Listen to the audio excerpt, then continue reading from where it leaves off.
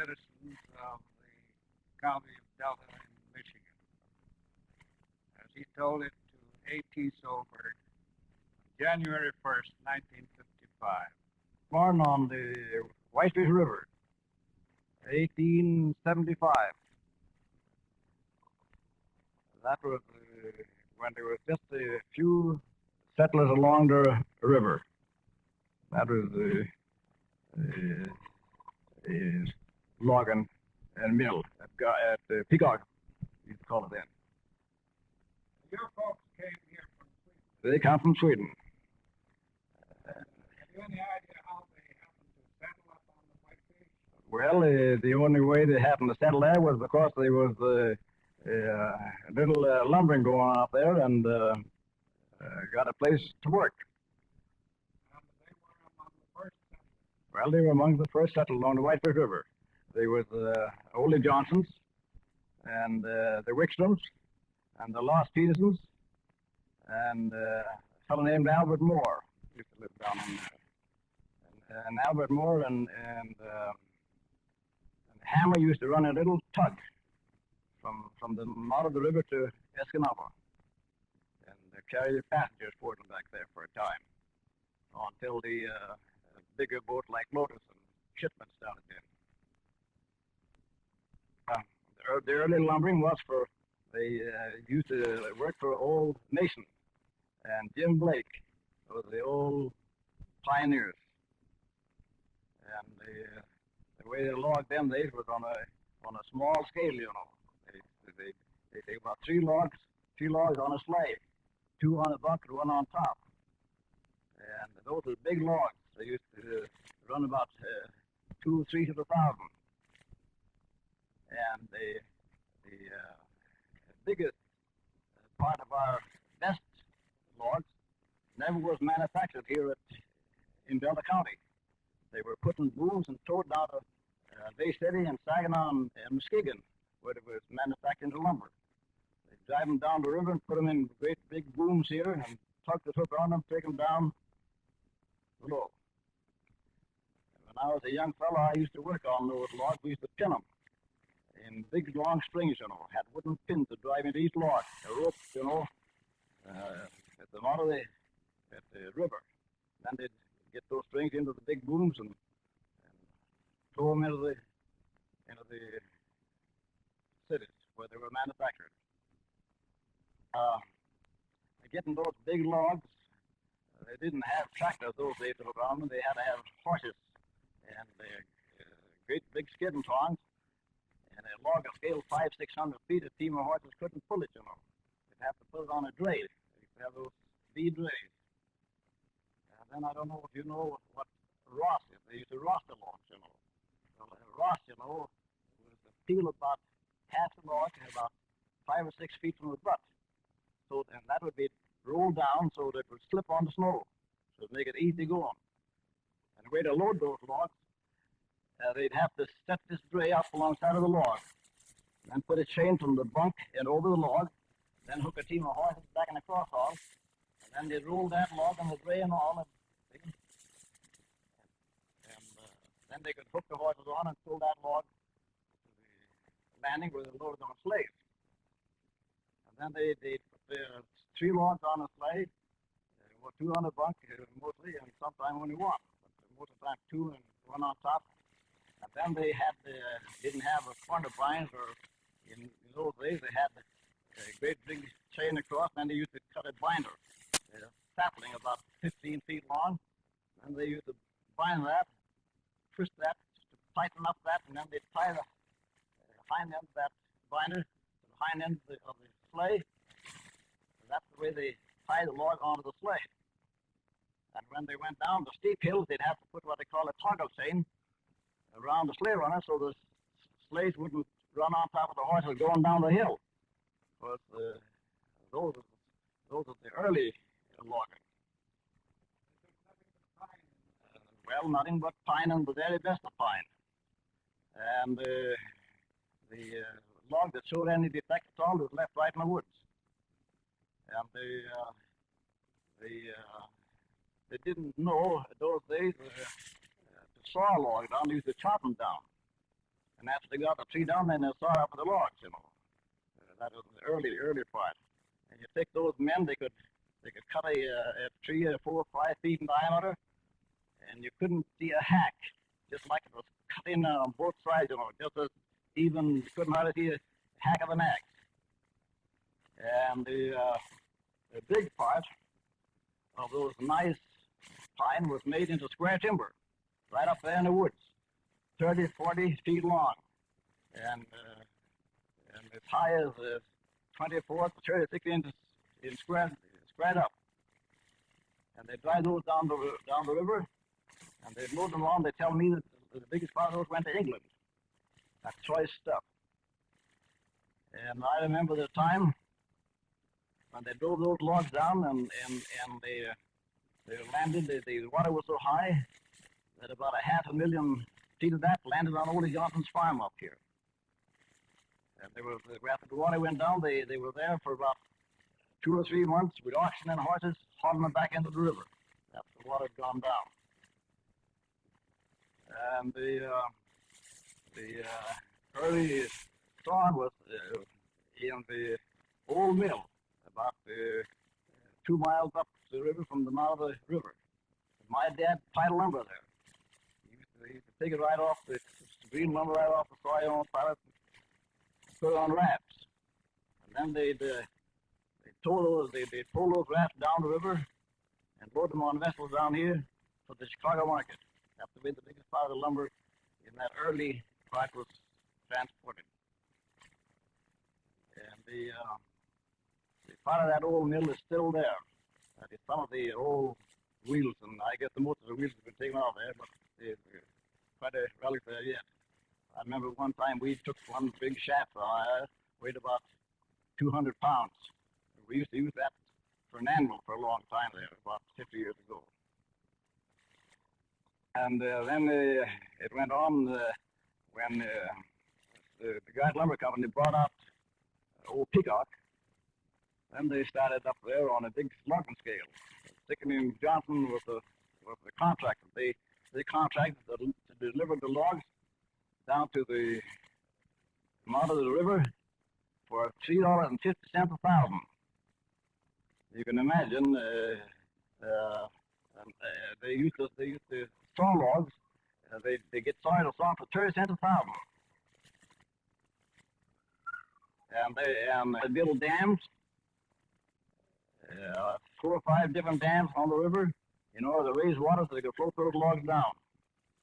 And sometimes the logs would hang up, and they couldn't get them out for the next year. But most of the time on the big rivers, they come through, but like on Haymeadow Creek and Bill Creek and those smaller creeks sometimes, the logs would hold up. And I remember I was driving there myself with this man Larry Briggs that I was telling you about.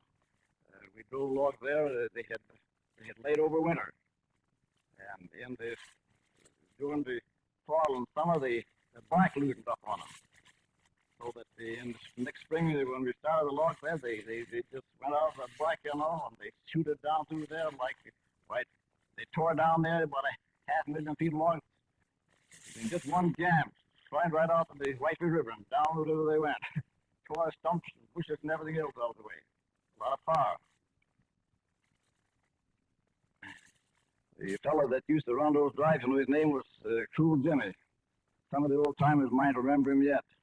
He didn't have any sympathy for men, you know, or anything else. He just saw logs and get the stuff out.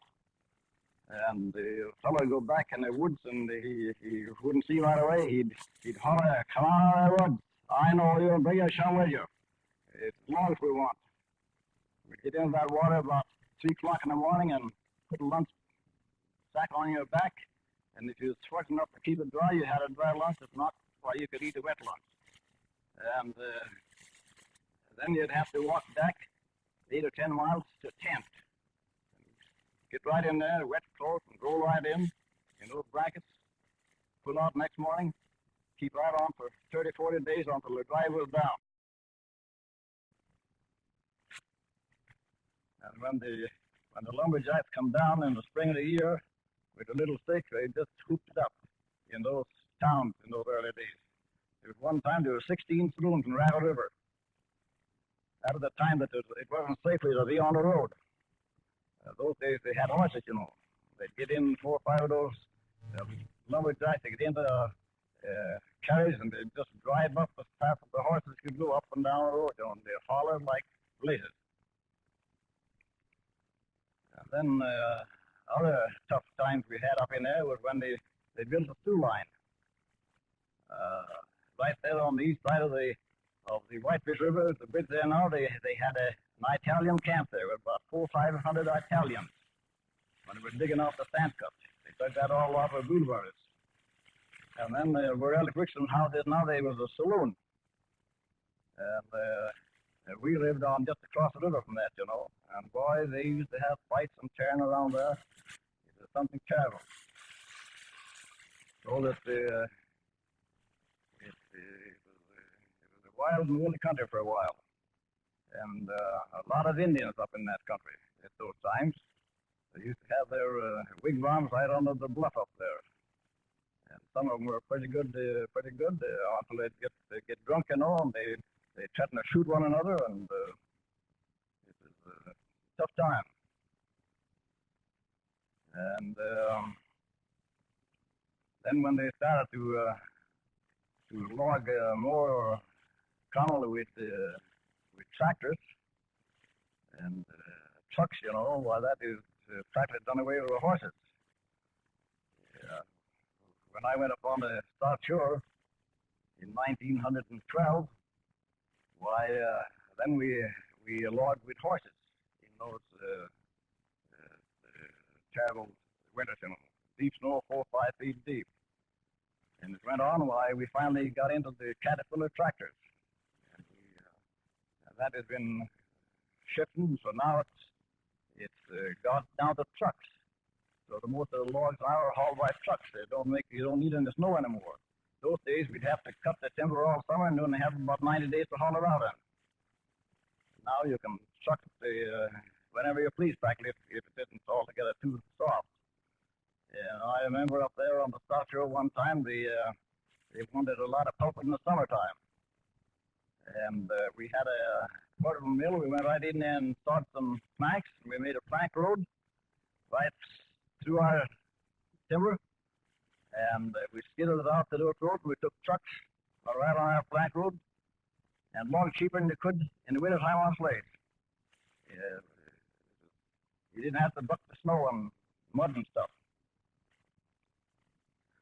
And I listened to John Lumber talking about a fight in the camp. One time up on the South Shore, one of my camps, I had about 40 lumberjacks in the camp, and we had they were all different, Polacks and Finns and Italians, and we got a couple Frenchmen in there, and they were going to clean up the crew. One night they went down to Steam and got tanked up, about half tanked up, and they come into the camp, and those days we had side lamps on the walls, you know, and those bunks. And then the first thing they done, they knocked out all the lights. And then they started at one end of the camp, and everybody got on the road they'd hit. Just knocked them helpless and crooked. We had a big Pollock there, and he saw him coming, you know, and he grabbed a great big stroke poker he had, about 2 foot long, about a half an inch diameter, and he hit one fellow right across the head, knocked him down flat. And that stopped the fight. Next morning, those Frenchmen pulled out and went back to Canada. and the Polar kept on running the camp. So they didn't clean out very much.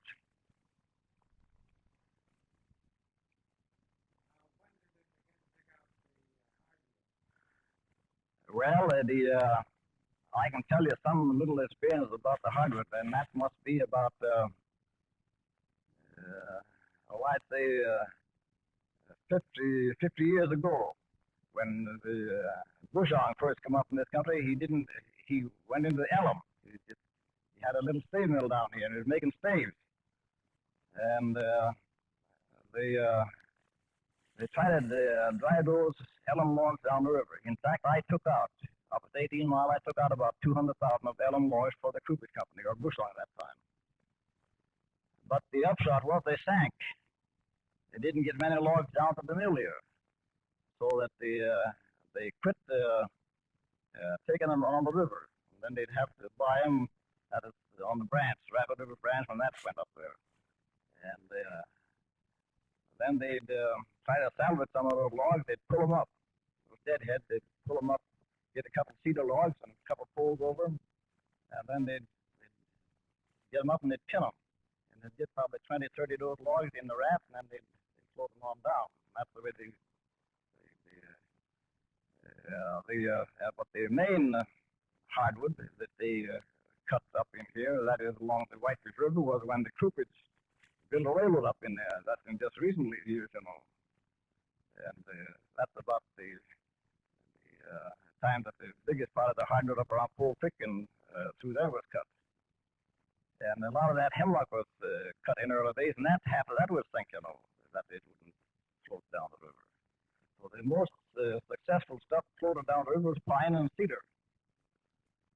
And they used to float, make a lot of those telegraph poles up the river and float down. But a lot of those poles would, those 40, 50-foot poles would break in the jams, you know. They'd get in a curve and they'd snap off. So they kind of quit putting their poles into the river. But ties on cedar and shingle timber went down. They one time there, for a number of years, they drove down about a million ties a year on the Whitefish River and sorted them down the Mother River. And most of those ties were boomed and loaded on vessels for Chicago. That's the history of that.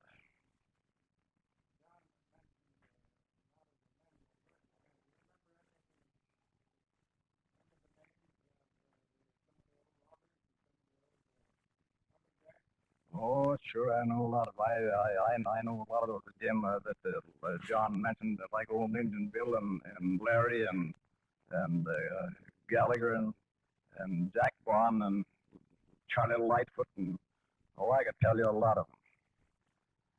And I remember one time we were driving the Haymeadow Creek, and Alec Roberts was foreman on that for the Stickney & Johnson, and we had a jam on the Haymeadow Rapids there, you know, on Pole Creek, on the rapids there, and a fellow named Walter Thompson.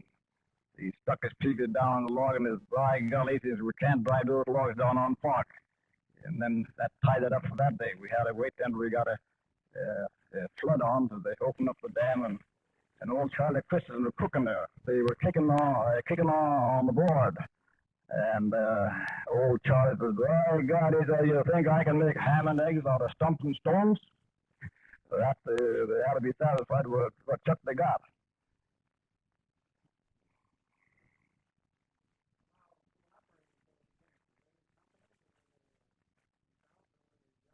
Well, the most of those logs that went down to the Guy Lumberton was jobbed by Stickney & Johnson. And they ran good many camps, and they had some subcontract down there. They had one fellow named Kelly on that took a job on the Haymeadow Creek, but most of the jobs they done themselves with camps, you know, and they'd spend about a month in the fall making a road. They used to haul tremendous loads, 12, 14,000 to the load, you know. They had the great big 12-foot bunks, and you'd see those logs coming down, the loads coming down. You think it was a little house coming down the road. They'd haul some of those logs 12 miles on the Trout Lake plains up there to Trout Lake, and dump them into the pond there to drive down in the spring. Oh, God was a big place at one time. That's what the God Lumber Company took place in there. There was good many families living there. And it was a big concern for about 10, 15 years. And they even built a railroad from the 2 line down under the bluff down to Gart in order to ship some of their lumber. So that was quite an outfit. The only trouble, it didn't last only about 12 or 15 years.